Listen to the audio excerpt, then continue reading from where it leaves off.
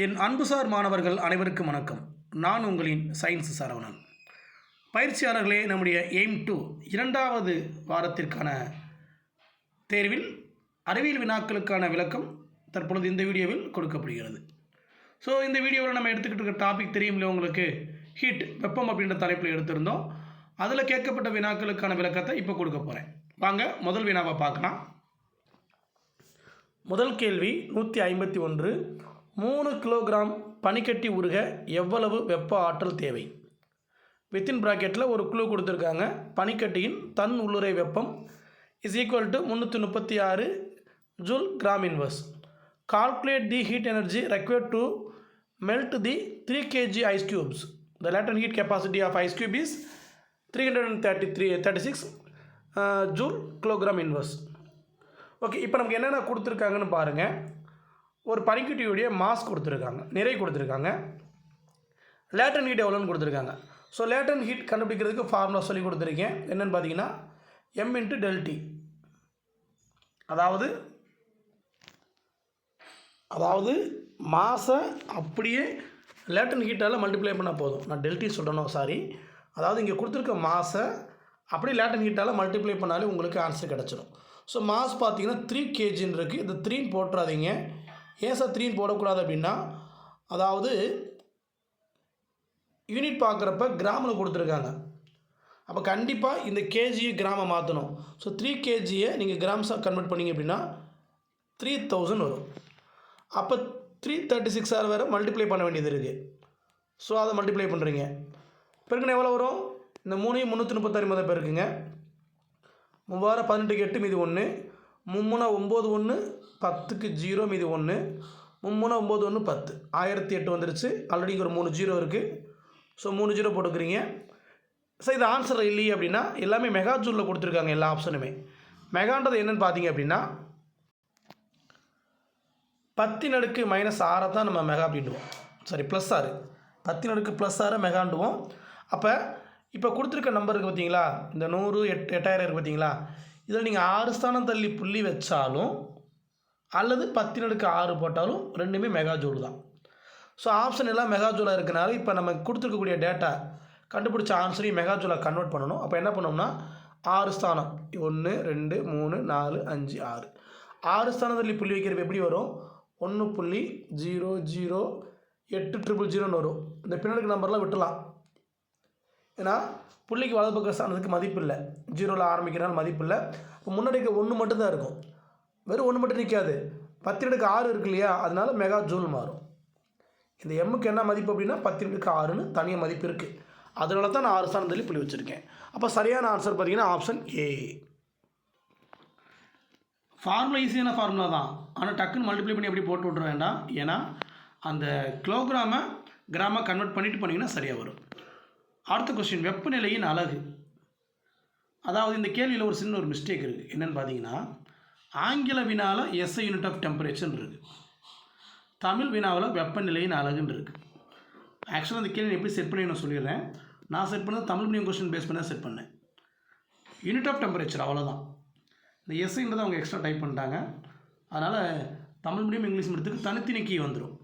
வெப்பநிலையின் அலகுன்னு வந்துச்சுன்னா கெல்வின்னு வரும், செல்சியஸ் வரும், ஃபாரன்ஹீட் வரும். ஸோ இவை அனைத்தும் ஆப்ஷன். அதான் டி தான் உங்களுக்கு சரியான ஆன்சர். அதே இது SI யூனிட் ஆஃப் டெம்பரேச்சர் அப்படின்னா கெல்வின் மட்டும்தான். இந்த 3 யூனிட்டுமே இருக்காது. அதனால் இங்கிலீஷ் கொஸ்டினுக்கு சரியான ஆன்சர் ஏ. ஸோ கீயை சேஞ்ச் பண்ணிக்கோங்க. திடப்பொருட்களின் வெப்பம் பரவும் முறை, சாலிட், அதாவது the process of transfer of heat in solids call. அந்த வீடியோவில் சொல்லியிருப்பேன் இல்லையா உங்களுக்கு, ஒரு கம்பி இருக்குது, இரும்பு கம்பி இருக்குது, கடப்பாறை வந்து புடமிடுறப்ப ஒரு பக்கம் ஹீட் பண்ணால் மறுபக்கம் தொட்டு பார்த்தா கொஞ்சம் நேரத்துக்கு அப்புறமா ஹீட் ஏறிடும். ஏன்னா அது பை த கண்டக்ஷன் அப்படின்னு சொல்லி நடத்தியிருப்பேன்.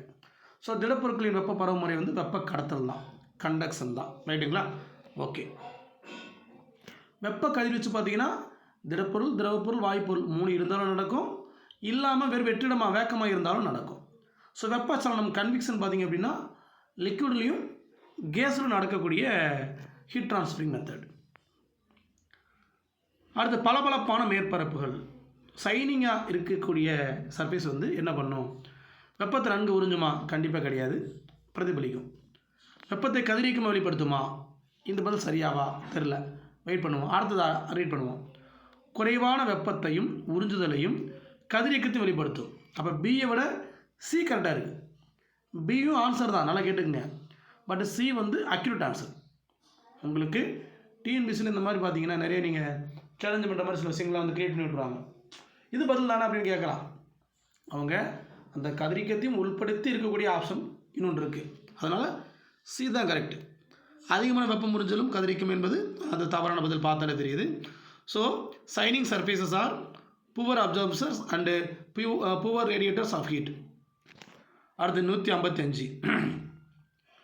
பகல் நேரங்களில் காற்று வீசுதலானது தரையிலிருந்து கடலை நோக்கி இருக்கும், கடலிலிருந்து தரையை நோக்கி இருக்கும், ஒரு நிலத்திலிருந்து மற்றொரு நிலத்தை நோக்கி வீசும், இவற்றில் எதுவும் இல்லை. பகல் அதில் உங்கள் சொல்லி கொடுத்துன்னு நினைக்கிறேன். பகல் நல்லா கவனிங்க, அதுக்கு ஒரு ஷார்ட்கட் இருக்குது. பகல் கடல் ஒரே மாதிரி இருக்கா, ரைமிங் வேர்ட்ஸ். ஸோ பகல் அப்படின்னா கடல் அப்படின்ற வார்த்தை வந்து ஆரம்பிக்கணும். கடலிலிருந்து தரையை நோக்கி வீசும், அவ்வளோதான். So during day air blows. ஆஹா, இந்த இடத்துல பார்த்தீங்க அப்படின்னா ரைட்டு தான். Air flows from sea to the land. அப்போ இதுப்பா கடல் காற்று நிலக்காற்று பார்த்தோம் இல்லையா, லேண்ட் ப்ரீஸ் சி ப்ரீஸ், அதிலிருந்து கேட்டிருக்கேன். அனைத்து பொருட்களும் கதிரியக்கத்தை வெளிப்படுத்தும் வெப்பநிலை. Radiation is emitted by the all bodies above. அதாவதுப்பா நம்ம ரேடியேஷன்றது ஒரு குறிப்பிட்ட டெம்பரேச்சர், ஒரு 5 டிகிரி 10 டிகிரிலாம் ரேடியேஷன் கொடுக்க நினச்சிட்டு இருக்கோம். இல்லை 0 டிகிரிலேருந்து ரேடியேஷன் கொடுக்க ஆரம்பிச்சிடும். அதை நம்ம உணர முடியாது. ஒரு குறிப்பிட்ட டெம்பரேச்சர் மேலே போனால் தான் உணர முடியாது. பட் எல்லா டெம்பரேச்சர்லேயுமே ரேடியேஷன் நடந்துட்டு தான் இருக்குது. நீரின் தன்வெப்ப ஏற்பத்திறன் specific heat capacity of water இருக்கிற தண்ணிக்கு தான் அதிகம். 4200 ஜூல் கெல்வின் டிகிரி செல்சியஸ். இது பார்த்தீங்க அப்படின்னா புக்கில் டைரக்ட் டேட்டா. அந்த பக்கத்தில் இருக்க 420 இருக்குது, அது நீராவி வேப்பருடைய ஸ்பெசிஃபிக் ஹீட் கெப்பாசிட்டி. அடுத்து 158. மூலக்கூறுகளின் இயக்கத்துடன் வெப்பம் பரிமாற்றப்படும் செயல்முறை இவ்வாறு அழைக்கப்படுகிறது. அதாவது மாலிகுல்ஸுடைய மூவ்மெண்ட் இருக்கணும், ஹீட் ட்ரான்ஸ்ஃபர் நடக்கணும். இது எதில் நடக்கும்? இப்போ தான் பார்த்தோம், திரவத்தில் நடக்கும், திரவத்திலேயும் வாயுக்குள் நடக்கும். ஸோ திரவத்திலேயும் வாயுக்குள் நடக்கிறது எது? வெப்ப சலனம், கன்விக்ஷன் தான். So the process of flow heat by the axial movement of molecules is called convection. Convection இருக்குது, ஸ்பெல்லிங் மிஸ்டேக், கன்விக்ஷன். அடுத்தது பொறுத்துக, வாயு திடப்பொருளாக மாறினா அதுக்கு என்ன பேர்? வாயு திரவமாக மாற என்ன பேர்? திடப்பொருள் வாயுவாக மாற என்ன பேர்? Gas converts to the solid. Gaseous converts to the solid. அது மாற என்னப்பா பேர்? அதுக்கு பேர் வந்து பார்த்தீங்கன்னா படிதல். ஆஹா, கண்டென்சேஷனை கொடுத்துருக்கேன். அப்போ இங்கே ஒரு மிஸ்டேக் இருக்குப்பா, நான் கவனிக்கல, சாரி. இந்த ஆப்ஷன் கிடையாது, படிதல் தான் கரெக்ட். டெபாசிஷன் மாற்றிக்கிங்க, நான் கவனிக்கல. வாயு திடப்பொருளாக மாறுச்சுன்னா அதுக்கு பேர் டெபாசிஷன்ப்பா. அந்த ஹாமாம் விளம்பரம் வச்சு சொல்லியிருப்போம் பார்த்தீங்களா? அதாவது ரொம்ப பொலுசனாக இருக்கக்கூடிய ஏரியாவில் ஒரு பொண்ணு என்ன ஆடி பாடி வரும், வீட்டுக்கு வந்து பார்த்தீங்கன்னா முகத்தில் என்ன இருக்கும்? அந்த கருப்பு கலரில் டஸ்ட்டு படிஞ்சிருக்கும். ஸோ அங்கே இருந்தது கார்பன் டை ஆக்சைடு, அந்த சிட்டியில் இருந்தது, அந்த பொண்ணு மேலே படிஞ்சது, அது சாலிடாக படிஞ்சிருக்கு. இப்போ வாயு திடப்பொருளாக மாறினா அது டெபாசிஷன் அப்படின்னு நடத்திருப்பேன். ஹமாம் விளம்பரத்தில் பார்த்துருப்போம் இல்லையா? ஆமாம், ஹமாம் இருக்க பயமே அதுதான். அப்போ வாயு திரவமாக மாறினா அதுக்கு பேர் பார்த்தீங்க அப்படின்னா குளிர்தல். அதுதான் கண்டென்சேஷன். அது கீழே வரணும்ப்பா. வாயு திரவமாக மாறினா கண்டென்சேஷன். ஸோ 3வது ஆப்ஷன் தப்பி தான்ப்பா. இங்கிலீஷில் 2 ஆப்ஷன் தப்பாக கொடுத்துருக்கேன், சாரி, நான் கவனிக்கலை. இதை மாற்றி கவனிக்கப்பட்டிருக்க வேண்டும். தமிழ் தான் கவனித்து இங்கிலீஷை கவனிக்காம விட்டுருக்கேன். ஏ மேலே தான் மிஸ்டேக். அதுதான் கண்டென்சேஷன், ரைட்டுங்களா?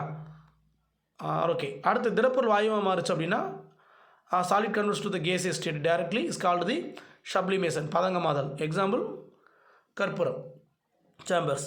ஸோ ஓகே, 2, 3, 1 அப்படின்னு கொடுத்துருக்கேன். பட் இந்த கேள்வியே மிஸ்டேக் தான். ஸோ இது எல்லாருமே என்ன பண்ணிக்கோங்க, ஒரு இது சரின்னு எடுத்து வச்சுக்கோங்க. நிலக்காற்று மற்றும் கடல் காற்று ஆகிய நிகழ்வுகள் உருவாவதற்கு காரணம் நிலக்காற்று, கடல் காற்றுன்னு வந்துருச்சு. ஸோ கன்விக்ஷன் தான். செய்தியில் சொல்கிறாங்க இல்லையா, வெப்பச்சலனத்தின் காரணமாக அடுத்த 24 மணி நேரத்தில் இலங்கையிலிருந்து பாண்டிச்சேரி நோக்கி 30 கிலோமீட்டர் வேகத்தில் காற்று வீசக்கூடும், தமிழகத்தில் ஆங்காங்கே மழை பெய்யக்கூடும் சொல்கிறாங்க இல்லையா? அது எல்லாமே கன்விக்ஷன் ரெயின் தான், வெப்பசலன மழை தான். The reason for the occurrence of land breeze and sea breeze is convection. Question number 161. கூற்று அசர்சன் கோடை காலங்களில் வெந்நீர் ஆடைகள் அணியுமாறு வற்புறுத்தப்படுகிறோம்.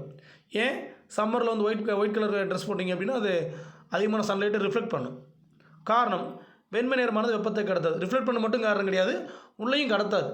அதனால தான் பார்த்தீங்கன்னா பழைய காலத்தில் எல்லா வீட்டுக்குமே பொங்கலுக்கெல்லாம் ஒயிட் வாஷ் பண்ணுறாங்க இல்லையா, ஒயிட் வாஷ் தான் பண்ணணும். இப்போ நம்ம நவீன காலகட்டத்தில் என்ன பண்ணோம், கலரிங் பண்ணிகிட்டு இருக்கோம்.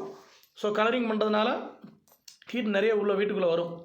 பட் ஒயிட் கலர் அடித்தோம்னா நல்லா எப்படி இருக்கும்னா கூலாக இருக்கும். ரைட்டுங்களா? ஸோ அப்போ காரணம் கரெக்டு தான். வெண்மை வெப்பத்தை கடத்தாது.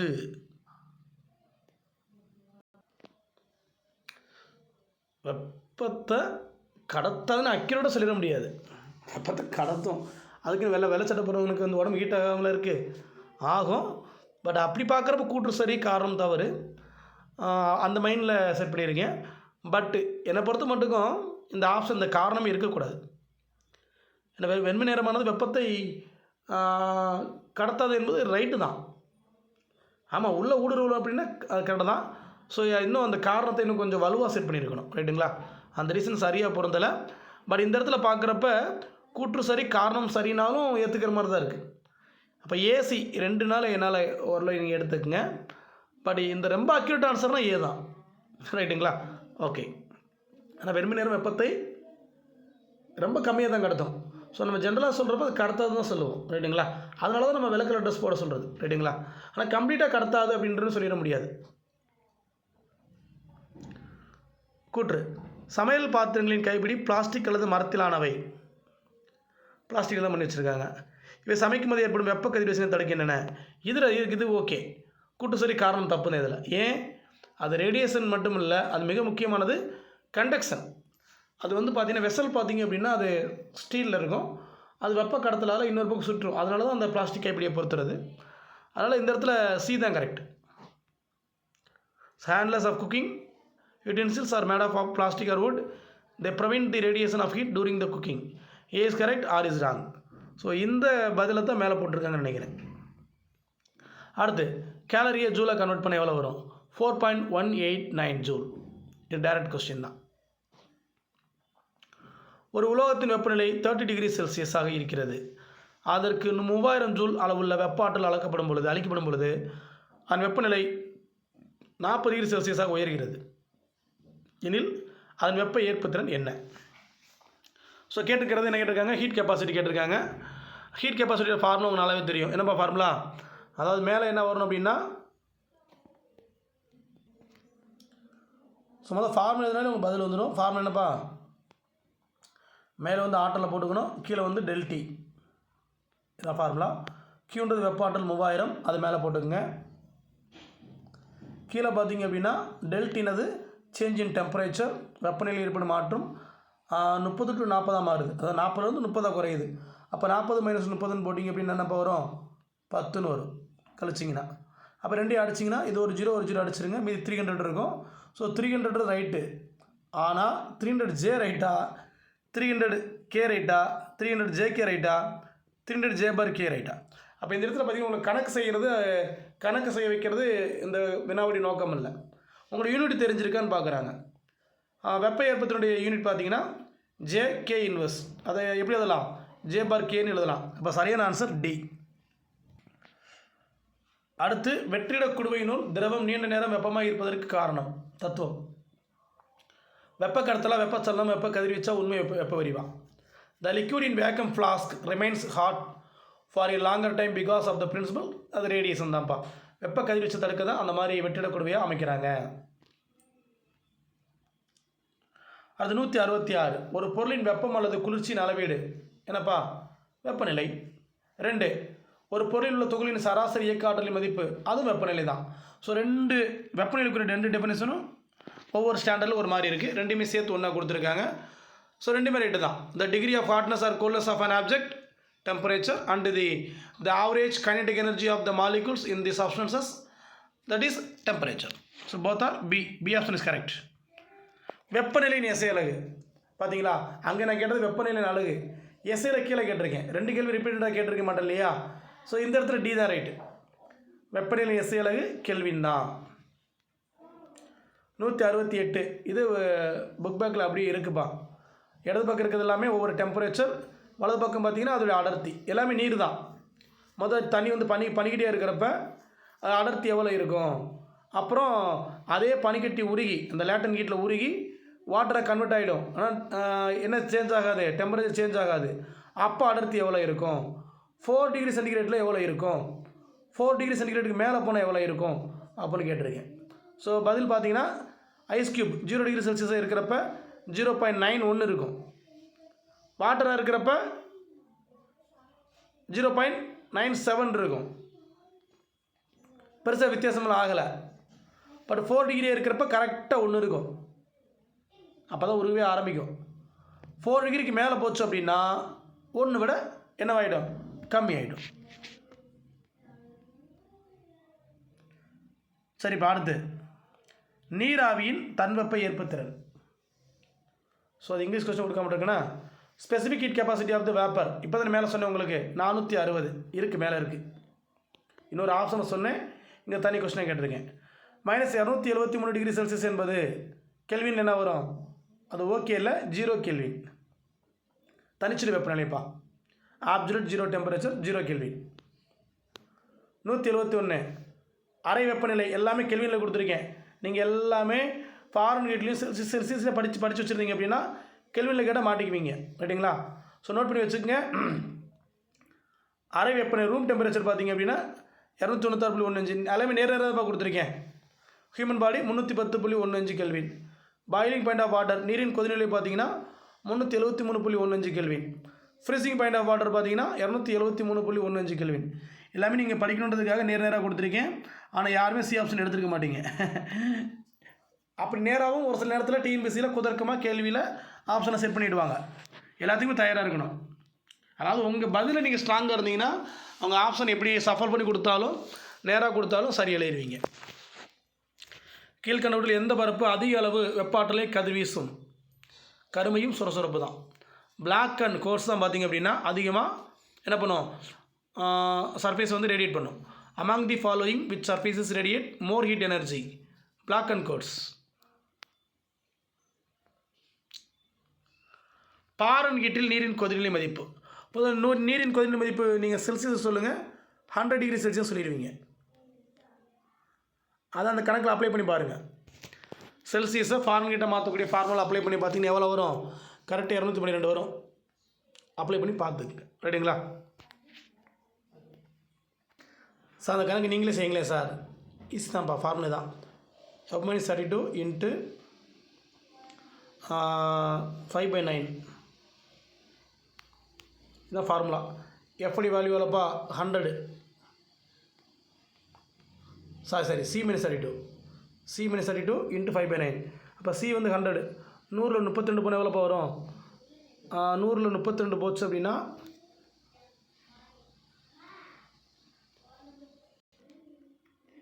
இப்படி கூட போடாதீங்கப்பா, அந்த ஃபார்முலா எழுதுங்க. மொதல் F-32 வெயிட் பண்ணுங்கள், 5/9 போடுங்க. எஃப்பை மாற்ற வேண்டாம். இந்த இதுதான் படிச்சிருப்பீங்க. ஒரே ஃபார்முலா வச்சு 2 கிலோ செஞ்சுருங்க. இப்போ நீங்கள் பதில் 212 எடுக்கிறீங்க அப்படின்னா 212 32 போச்சுன்னா இது எவ்வளோ வரும், 180 வரும். இதை சால்வ் பண்ணால் 180 வரும். போட்டுக்குங்க. 9 9 20 18 0. இங்கே 20 இருக்குது, இங்கே 5 இருக்குது. பெருக்குனா 100 சரியாக வருது. அப்போ எஃப்டி வேல்யூ 212 தான். அந்த மாதிரி டவுட்டாக இருந்துச்சுன்னா கணக்கில் அப்ளை பண்ணி கூட கண்டுபிடிச்சிக்கங்க. வெப்பம் துரிதமாக பரவும் முறை. இதில் ஸ்பீடாக பரவும் அப்படின்னா ரேடியேஷன் தான் பரவும், ரைட்டுங்களா? சன்லைட்லேருந்து அவ்வளோ துரிதமாக ஸ்பீடாக பரவுறனால தான் வெறும் பார்த்தீங்கன்னா 8 நிமிடம் 20 செகண்டில் பூமியை வந்து ஒளி அடையுது. Totally 500 second. வினாயன் 175 த லாஸ்ட் கொஸ்டின். கீழ்கண்டவற்றுள் எந்த கருவி உயர் வெப்பநிலையை அளவிட பயன்படுகிறது? அதாவது உயர் வெப்பநிலை அப்படின்னாலே சூரியன் வெப்பநிலை தான். ஸோ சூரியன் வெப்பநிலை அளவிட பயன்படக்கூடிய ஒரு கருவி இருக்குது அப்படின்னா அது பைரோமீட்டர் தான். So among the following which equipment is used to measure the high temperature? So answer is pyrometer, ரைட்டுங்களா? ஓகே, 25 கேள்விக்கான விளக்கத்தை கொடுத்துருக்கேன். ஒரு 2லிருந்து 3 கேள்வி கொஞ்சம் ஆப்ஷனை தவறலாம் வச்சுருக்கேன், சாரி. அதுக்கு நான் சொன்ன மாதிரி நீங்கள் என்ன பண்ணியிருக்கீங்க, உங்களுக்குரிய பதிலாக செலக்ட் பண்ணிக்கிட்டு நீங்கள் செக் பண்ணி பாருங்கள். யாராவது 25க்கு 25 எடுத்துருந்தீங்கன்னா எனக்கு என்ன பண்ணுங்கள், கமெண்ட் பண்ணுங்கள். உங்களுக்கு வாழ்த்துக்கள் சொல்லணும். Thank you to all.